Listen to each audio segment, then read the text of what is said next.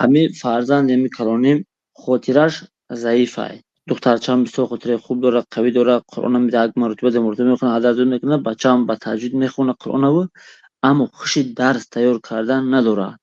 همیرا چی مسئله میدونه که همیرا من روش بیمون که اون درس روش خودش تماسات تیار کنه، بولی سر جماعت برای دوست نیستم.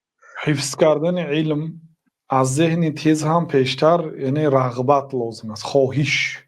اگر انسان رغبت داشته باشه، محبت داشته باشد، اگرچه ذهنش کند باشدم او علم جمع میکنه. انما العلم بالتعلم. پیامبر صلی الله علیه و سلم میگه علم با تعلیم گرفتن حاصل میشد، خواندن، تکرار کردن.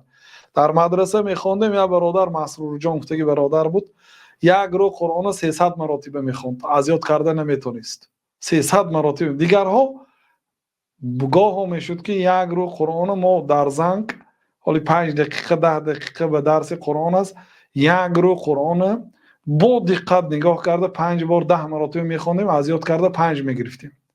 او برادر 2 میگرفت. 300 مراتبه خونده از 2 میگرفت. لیکن دیری نگذشته وقتی امتحان می آمد جمع شده است، 2 پاره 3 پاره شده است، اون برادر که 300 مراتبه خونده بود وقتی که 2 بار 3 بار 5 بار 10 بار میخوند حفظ میشد همش. این آدمایی که 5 بار 10 بار خوانده بودن و سپرده بودن به 5، وقتی امتحان نمیتونستن به آسانی از یاد کرد، عذاب میکشیدن.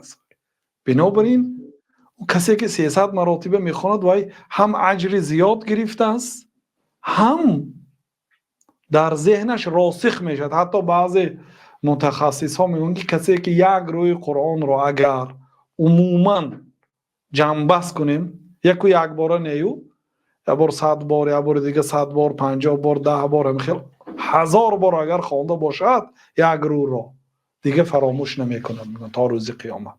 یعنی تا از دنیا رفتنش فراموش نمیکنه 1000 بار خوانده باشه. یعنی یکی از سببهای حفظ کردن و ذهنی تیز را به جا آوردن این زیاد خواندن است.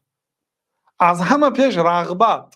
بعضی دامله ها میگفتن که برای قرآن حفظ کردن یا برای علم آموختن ذهنی تیز لازم نیست، برای وای یعنی دروشتر کرده میگفتن یک صبر لازم است که انسان در یک خانه 1 ساعت نشسته تا بچه ها 10 مینوت میخونه تلفنش میخوابه، این که دیگه قاری نمیشد.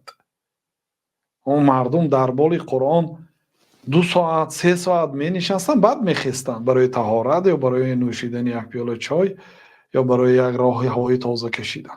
بعد از آن میتوانید بله به نزد طبیب روید و اینچنین غذاهای سالم استفاده برید، مانند چهارمغز، بادام، مایز یا زنجبیل، میگم به ذهن فایده دارد. همین خیلی سبب ها رو هم میگیرید، دعا میکنید که الله تعالی ذهن تیز برای شما، برای فرزندتون هم دعا میکند